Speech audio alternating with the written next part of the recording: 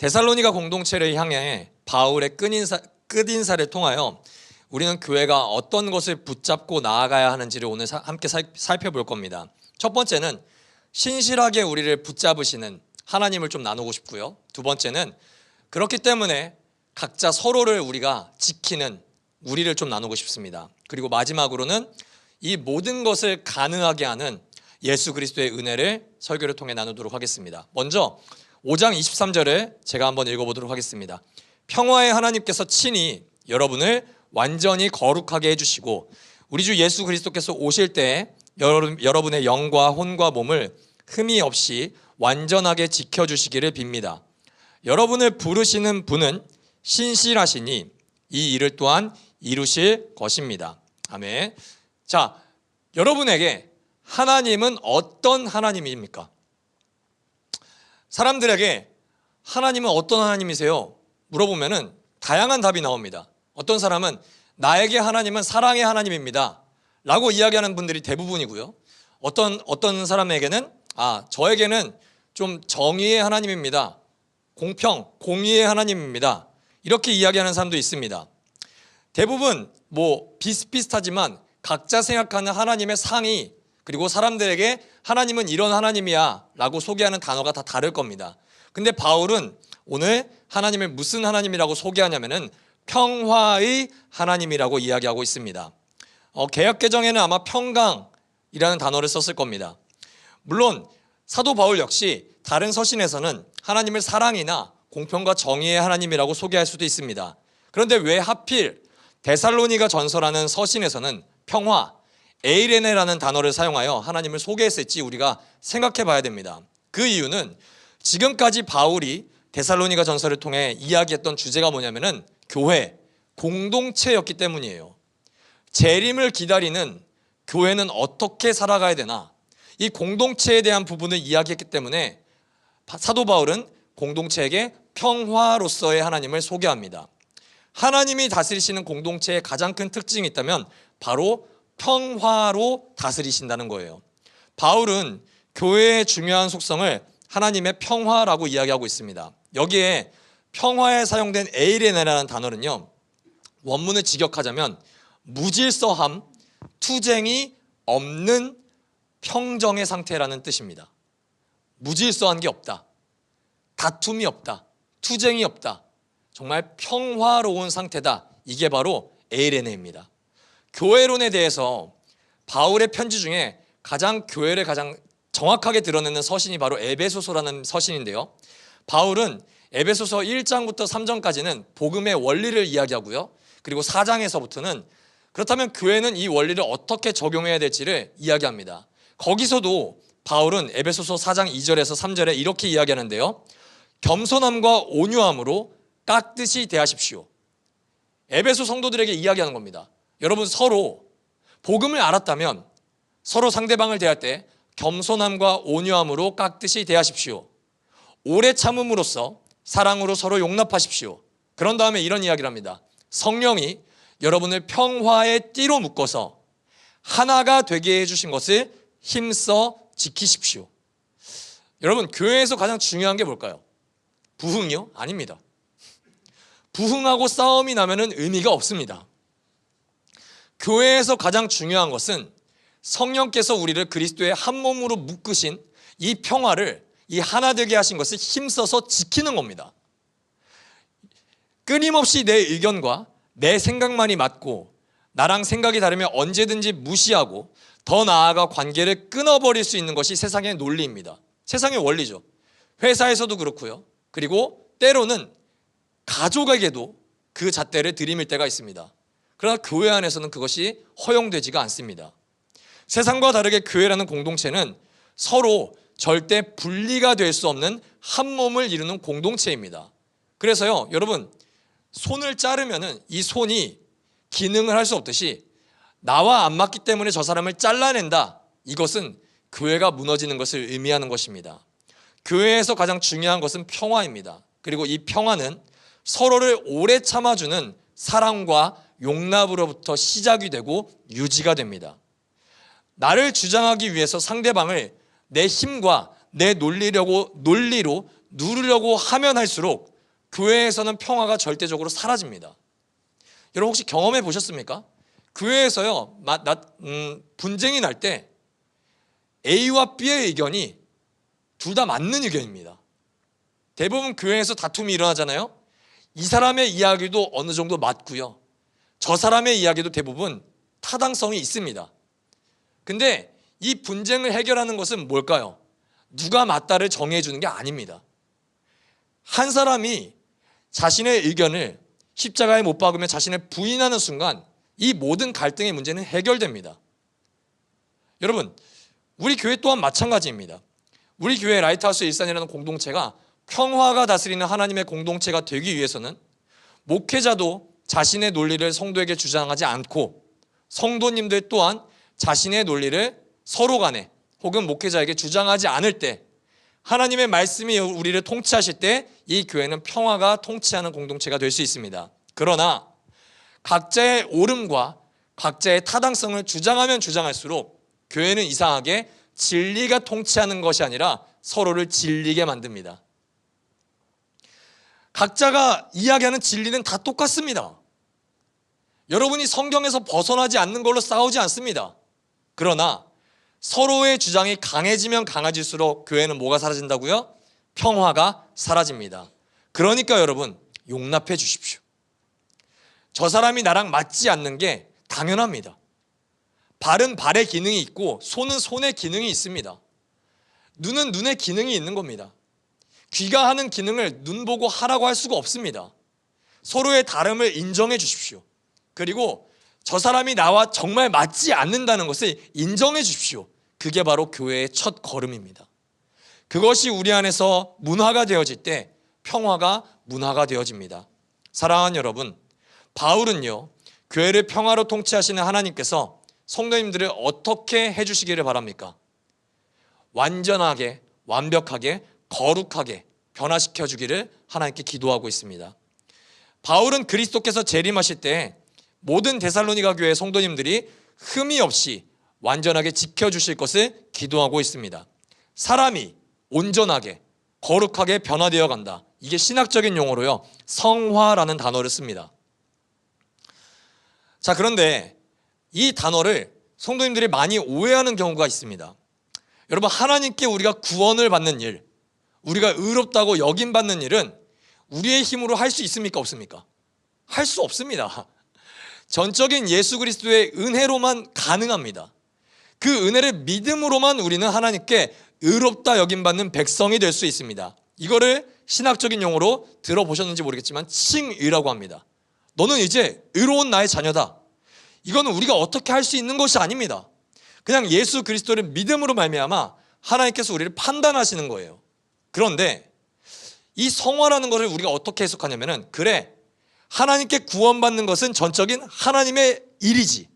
그렇다면 우리가 하나님을 닮아서 그리스도를 닮아 거룩하게 변화되는 것은 이제 하나님이 하실 일이 아니라 철저히 이거는 우리가 할 일이야 라고 생각하면서 성경을 꾸준히 읽고 기도를 꾸준히 하면서 교회에서 하는 모든 양육 프로그램에 최선을 다해 참여하는 것, 이것이 성화라고 생각하는 분들이 너무나도 많습니다.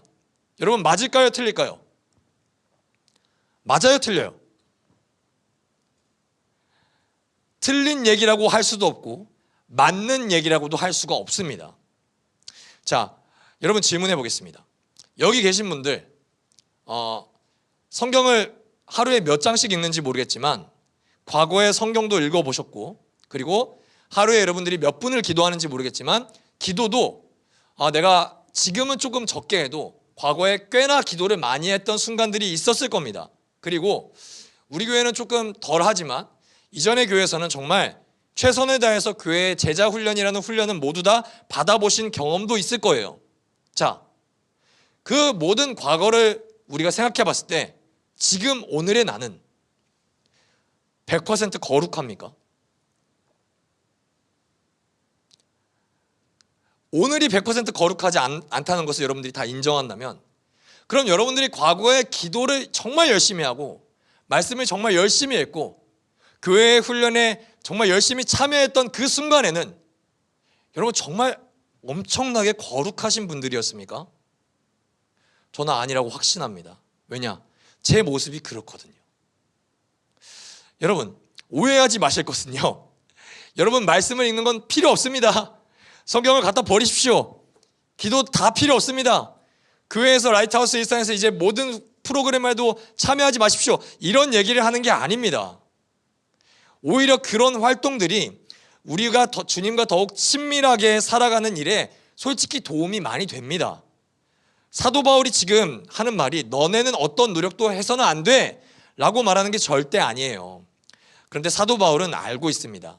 뭐를 아냐면은 바울이 아니라 저와 여러분이 훨씬 더 깊게 체감하는 일은 우리가 거룩하게 살려고 몸부림을 치면 몸부림 칠수록 우리에게 필요한 것은 우리의 어떤 행위적인 노력과 우리의 열심이 아니라 우리를 지키는 하나님의 열심인 것을 우리는 깨달아야 합니다. 우리가 아무리 성경을 1년에 30번씩 읽고 우리가 아무리 기도를 하루에 3시간씩 한다고 하더라도 우리가 우리의 행위로서 거룩함을 이끌어낼 수가 없습니다. 여러분 만약에 하루에 5장씩 성경을 읽던 사람이 오늘 하루에 성경을 3장씩 읽는 거로 변화된다면 우리는 절망해야 되는 건가요? 우리가 기도를 열심히 했던 사람이 우리가 한 주 동안 기도를 조금 쉬었다면 우리는 하나님께 정말 매일매일 회개로만 나아가야 되는 걸까요? 아니요, 그렇지 않습니다. 여러분, 우리가 주님을 닮는 존재로 가장 확실하게 변화되는 것은 하나님을 의지하는 겁니다. 우리의 노력과 우리의 행위로 할 수 없음을 인정하고 우리를 변화시킬 하나님을 의지하는 것만이 성화의 가장 필요한 요소입니다. 로마서 8장 29절에서 30절에서 바울은요 이렇게 이야기합니다. 하나님께서는 미리 아신 사람을 택하여서 자기 아들의 형상과 같은 모습이 되도록 미리 정하셨으니 이것은 그 아들이 많은 형제 가운데서 맏아들이 되게 하시려는 것입니다. 여러분 이때부터 잘 보십시오.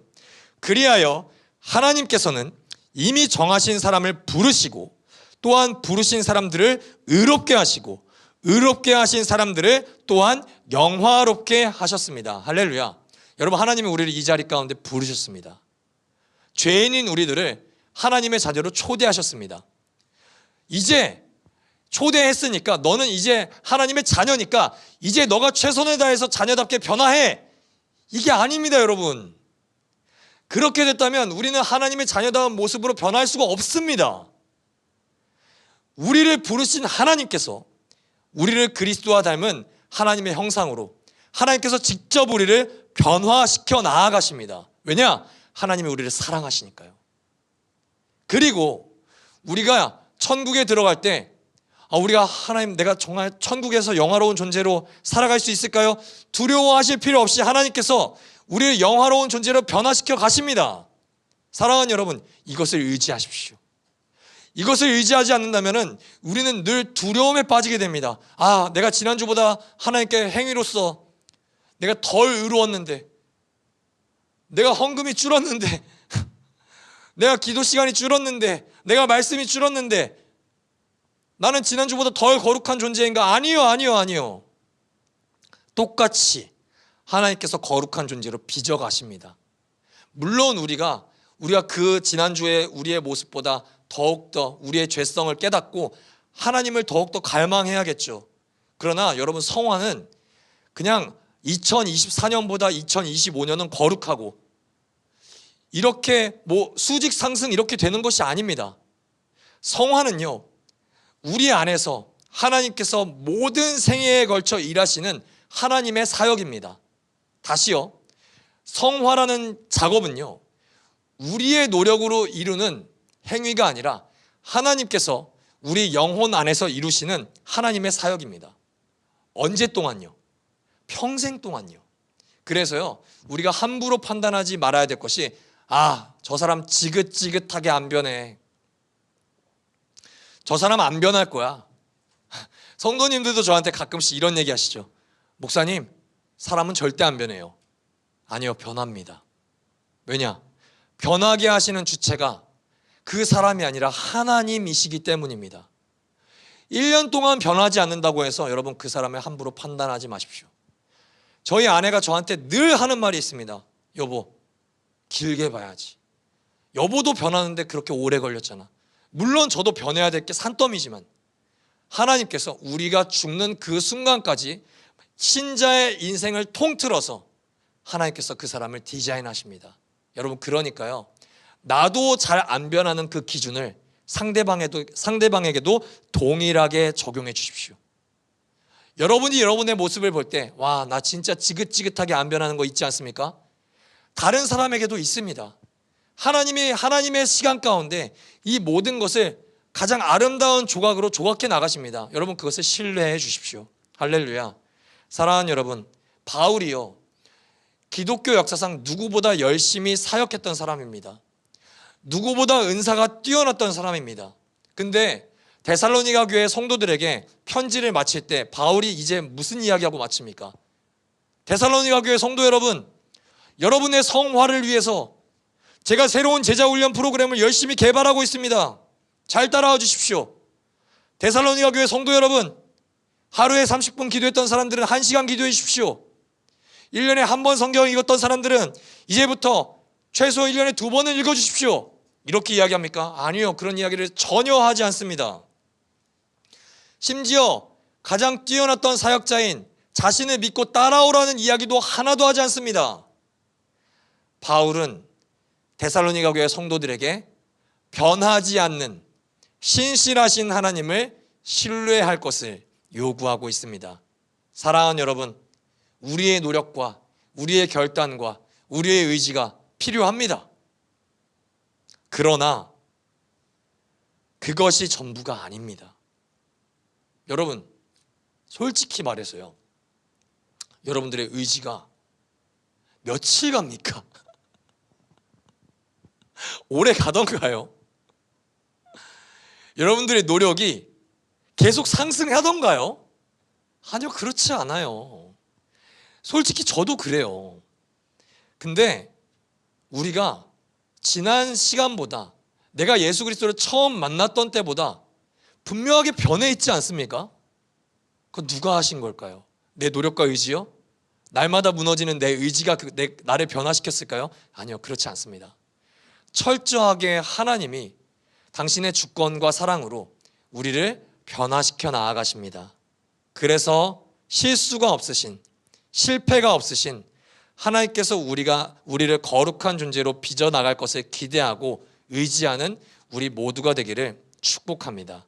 여러분, 하나님은 우리를 포기하지 않으십니다. 때로는 나조차도 나를 포기할 때가 있습니다. 아, 성경 읽는데 해봤자 내가 잘 안 변해. 아무리 노력하려고 해도 재미가 없어. 올해도 일독을 못하고 끝날 수도 있습니다. 그게 여러분들의 거룩함을 나타내지 않습니다. 기도를 아무리 해보려고 해도 한 주 동안 한 번도 기도하지 않고, 때로는 밥 먹을 때도 그냥 밥을 먹을 때도 있습니다. 여러분, 그러나 그게 여러분의 거룩함의 정도를 나타내지 않습니다. 하나님은 우리를 사랑하시기 때문에 결국 우리를 하나님의 자녀다운 존재로 변화시켜 나갈 것입니다. 여러분, 그 하나님을 신뢰하십시오. 그 하나님을 의지하십시오. 그리고 그 하나님을 기대하십시오. 나의 모습을 기대하지 마시고 옆 사람의 모습도 기대하지 마시고 오직 신실하신 하나님만을 기대하는 우리 공동체가 되기를 주님의 이름으로 축복합니다. 자, 우리 데살로니가서 5장 25절에서 26절 우리 다 같이 한번 읽어보도록 하겠습니다. 시작. 형제자매 여러분,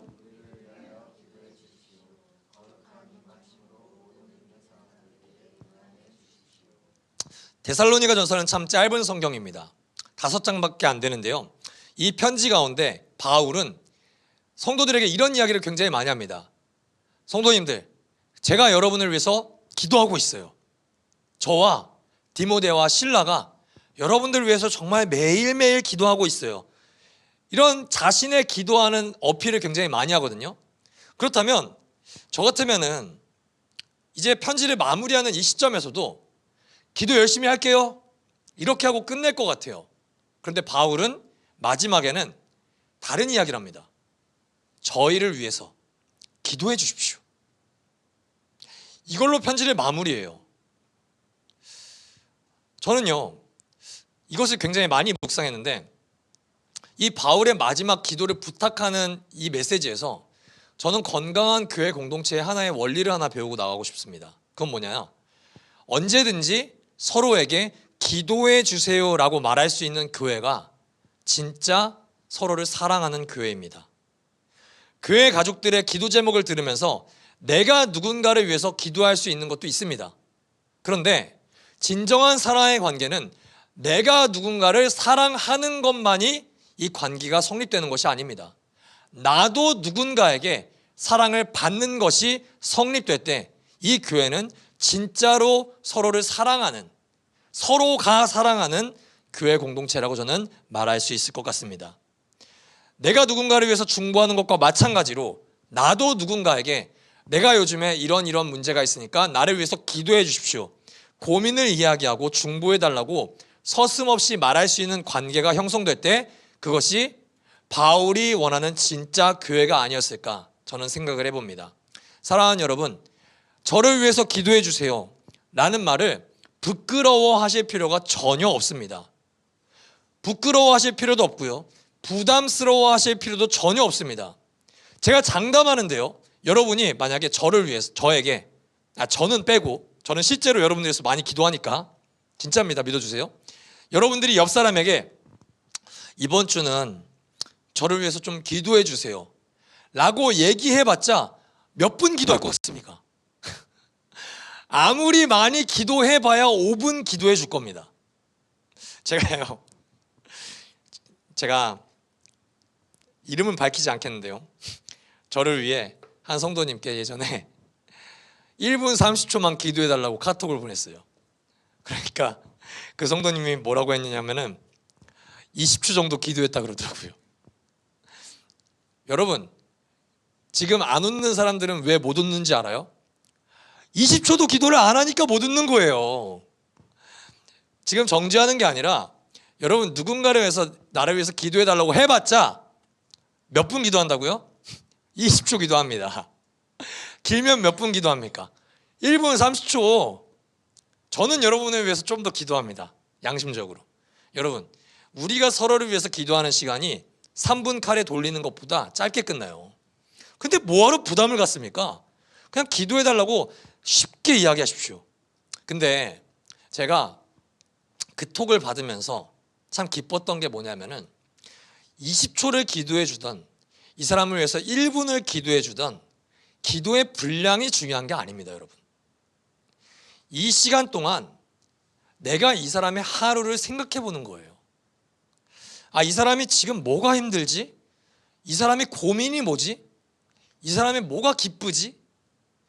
이것을 생각하고 진심으로 기도할 수 있는 시간이 있다는 것, 이게 정말 교회의 가장 큰 유익입니다.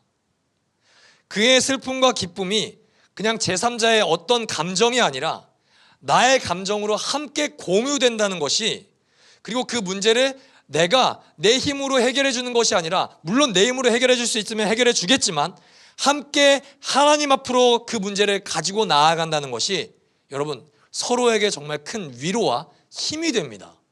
여러분, 그래서요, 바울은 기도를 요청합니다.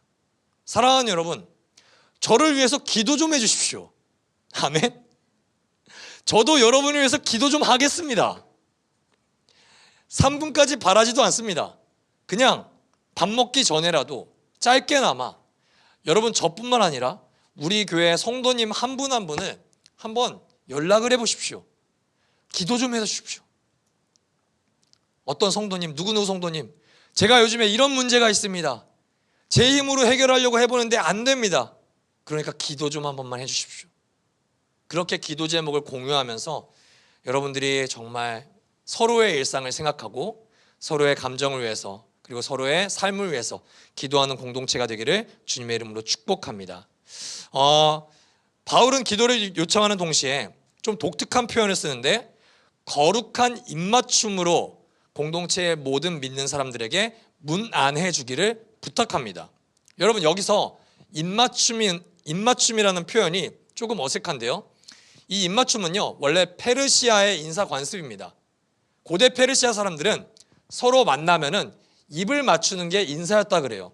동성끼리도 마찬가지고 이성끼리도요. 그래서 이 페르시아의 속국이 됐을 때 유대인들도 이 인사를 받아들여서 유대의 관습에도 서로 입을 맞추는 게 인사였다고 합니다. 영화나 뭐 외국 드라마 보면은 가끔씩 와 야해 이런 게 아니라 그냥 되게 이 사람들의 문화로 여겨지는 그런 입맞춤들 있잖아요. 그렇게 생각하시면 됩니다. 문헌을 보니까 초대교회에서도 서로 입을 맞추며 인사를 했는데 어떻게 인사를 했느냐?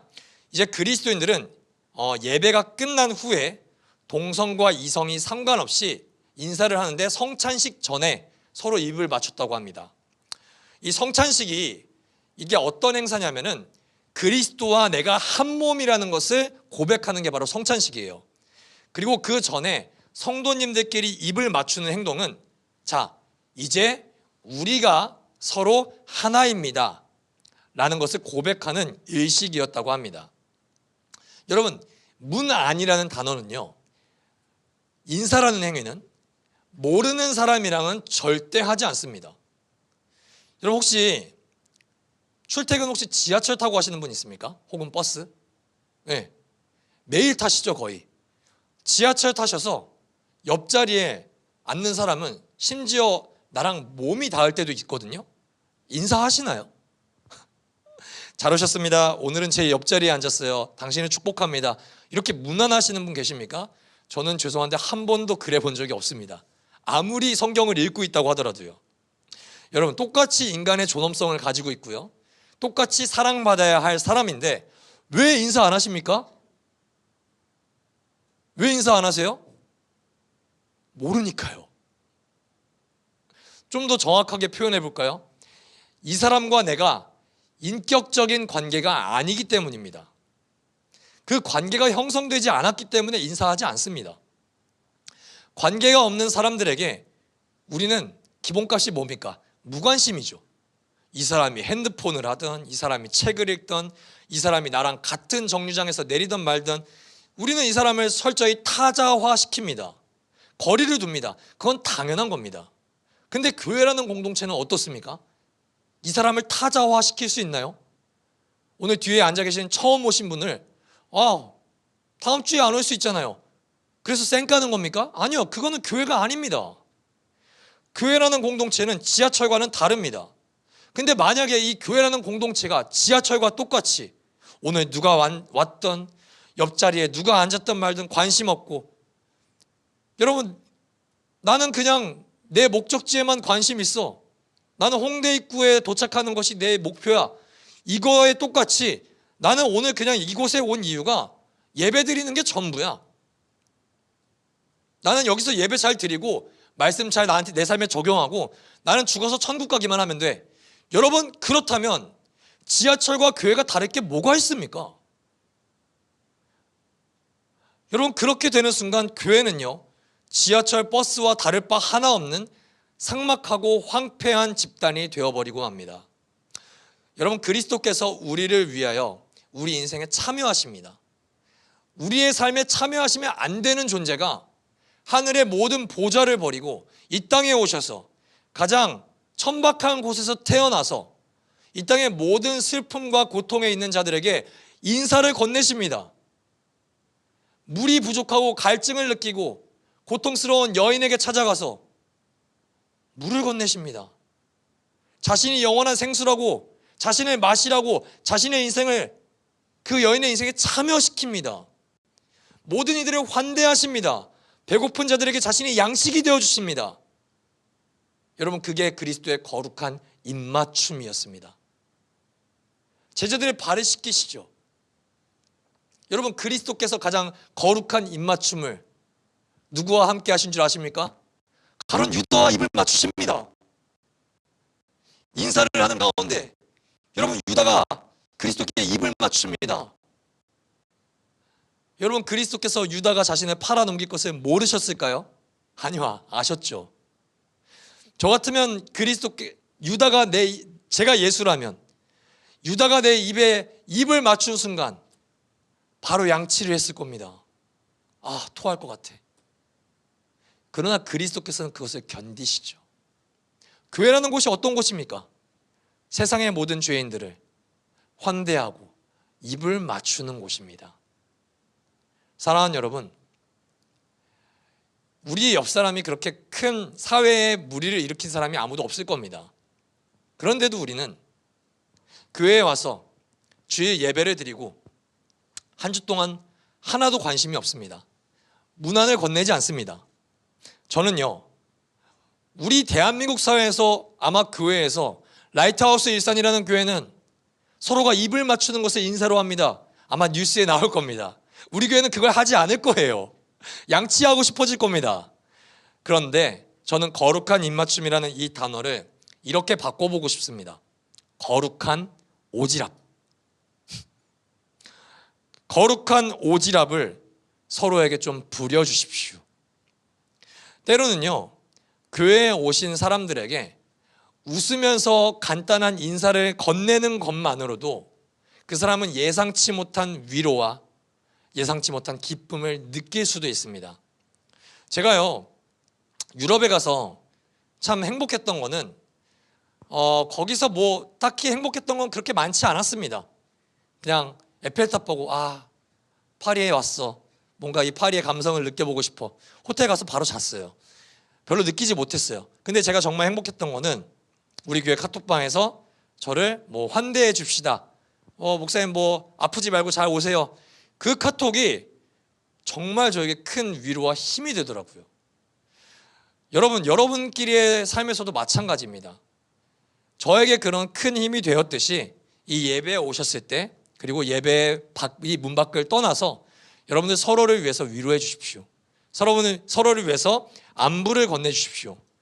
기도를 해주시고 관심을 건네주실 때 우리는 모이는 예배와 흩어지는 각자의 일상 속에서 거룩한 오지랖, 거룩한 문안을 하는 교회가 될 줄 믿습니다. 사랑하는 여러분, 문안을 건네면 건넬수록 이 교회는 사랑이 흘러가게 됩니다. 서로 연락을 자주 해주시고 서로 기도를 자주 해주시고 그리고 서로의 식사를 여쭤보는 그런 우리가 되기를 소망합니다. 마지막입니다. 우리 28절 제가 한번 읽겠습니다. 우리 주 예수 그리스도의 은혜가 여러분과 함께 하기를 빕니다. 여러분, 바울의 서신은 대부분 이 구절로 끝나는 게 대부분입니다. 그런데요, 바울의 서신은 시작도 이렇게 시작하는 것이 대부분이에요. 데살로니가전서 1장 1절이 아마 다들 기억이 안 나실 겁니다. 한번 볼까요? 다 같이 한번 읽어보겠습니다. 시작.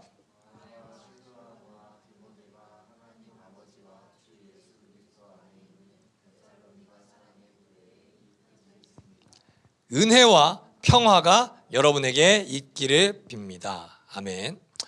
데살로니가 전서의 시작을 예수 그리스도의 은혜로 시작하고 끝을 은혜로 맺습니다. 여러분, 우리를 구원하는 기쁜 소식인 복음과 교회라는 공동체의 시작과 끝은 언제나 예수 그리스도의 은혜입니다. 여러분들이 구원받을 이유가 무엇입니까? 오늘 예배에 나와서요? 아니요. 주일 성수를 해서요? 아닙니다. 세례 받았기 때문에 그것도 아닙니다. 헌금을 많이 해서요? 그것도 아니죠. 여러분들이 하나님의 자녀로서 구원받을 수 있는 이유는 오직 예수 그리스도의 은혜 때문입니다. 그것에 더할 수도 없고요, 그것에서 뺄 수도 없습니다. 은혜만이 우리가 구원받을 이유이자 우리가 하나님의 자녀가 되는 조건입니다. 여러분, 교회는 어떻습니까? 우리가 교회라는 이름으로 공동체를 이룰 수 있는 이유는 뭘까요? 교리와 장정상, 기독교 대한 감리회 교리와 장정을 지켰기 때문입니까? 12명의 예수 믿는 사람이 모였기 때문인가요? 결산이 어느 정도 나왔기 때문입니까? 공간이 있어서요? 임대차 계약서를 썼기 때문에요? 아니요. 교회라는 공동체가 이 땅에 존재할 수 있는 이유 또한 하나님의 은혜가 아니면 설명이 되지 않습니다. 만약에 우리 교회가 올해 작년보다 부흥이 됐지만 더 부흥이 됐다고 칩시다. 근데 은혜가 빠집니다. 그 교회를 교회라고 할 수가 있을까요? 아니요. 하나님의 은혜가 빠지는 순간 교회는 부흥이 되면 될수록 위험한 집단이 되어버리고 맙니다.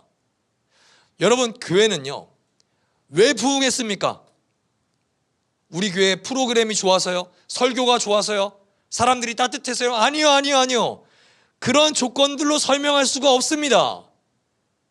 라이트하우스 무브먼트의 모든 교회, 더 나아가 세계의 모든 교회가 교회될 수 있는 이유는 오직 딱 하나밖에 없습니다. 예수 그리스도의 은혜. 이게 아니면 교회는 설명이 되지가 않습니다.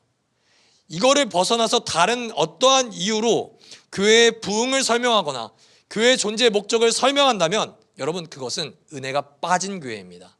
사랑하는 여러분, 우리 교회가 있을 수 있는 이유는 뭐라고요? 오직 그리스도의 은혜 때문입니다. 우리 교회가 만약에 부흥된다면 그것 역시 무엇 때문입니까? 그리스도의 은혜 때문입니다. 사랑하는 여러분, 은혜가 전부입니다.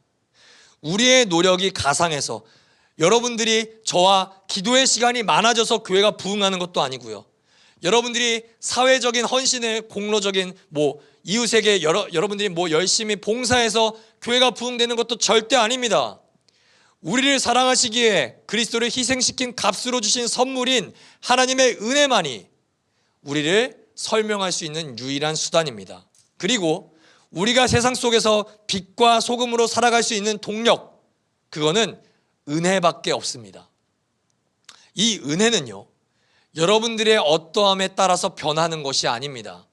그래서 은혜인 거예요. 여러분들이 예배를 잘 드리면 이 은혜가 커지고, 여러분들이 예배를 개판으로 드리면 이 은혜를 해서 하나님께서 10%를 걷어가는 그런 것이 아닙니다. 이 은혜는 그리스도께서 다시 오시는 그날까지 영원토록 동일합니다. 할렐루야. 사랑하는 여러분, 그래서 이 은혜가 우리에게 소망이 되는 거예요. 여러분, 만약에 여러분들의 행위에 근거를 댄다면, 행위에 따라서 하나님이 여러분을 사랑하신다면 우리는 오늘 예배가 끝나자마자 두렵고 떨어야 합니다. 하나님, 저 사랑받고 싶어요. 성경 잘 읽을게요. 하나님, 저 사랑받고 싶어요. 다음 주에는 한 명을 전도해 올게요. 여러분, 그렇다면 김영원 목사에게는 사랑받을 수 있겠죠. 근데 하나님은 저처럼 사랑하지 않습니다. 물론 저도 여러분들이 전도를 하든 안 하든 똑같이 사랑합니다. 그러니까 저에게 잘 보이려고 교회에서 열심히 하실 필요도 없고요. 더 나아가서 하나님께 잘 보이기 위해서, 축복받기 위해서 여러분들이 종교적인 행위를 열심히 하실 필요 또한 없습니다. 하나님은 세상이 끝나는 그 순간까지 여러분들을 동일하게 사랑하세요. 그래서 값없이 주시는 선물이라는 것입니다. 사랑하는 성도 여러분, 은혜를 붙잡으십시오. 교회를 붙잡지도 마시고 김영훈 목사를 붙잡으실 것도 없습니다. 저는 그렇게 능력 있는 사람이 아닙니다. 그러나 하나님의 은혜만큼은 붙잡으셔야 됩니다. 은혜를 붙잡을 때만이 우리는 세속화되는 세상 속에서 죄와 싸워 승리할 수 있습니다.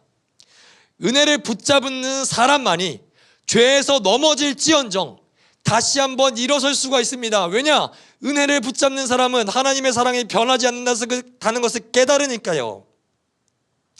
받은 은혜를, 나에게 주신 하나님의 은혜가 얼마나 큰지를 기억하는 사람만이 옆에 사람 혹은 나와의 관계 속에 있는 모든 사람 가운데 흠이 있어도 용납해 줄 수가 있습니다. 내게 주신 은혜의 값이 얼마나 큰지를 깨달은 사람은요, 나에게 상처를 입힌 사람에게까지도 결국에는 은혜로서 그 사람을 대할 수 있기 때문입니다. 그리고 은혜를 붙잡는 사람만이 절망 속에서도 소망을 잃어버리지 않을 수가 있습니다. 사랑하는 성도 여러분, 말씀을 마치도록 하겠습니다. 데살로니가 교회는요, 그 도시에 핍박이 있었습니다.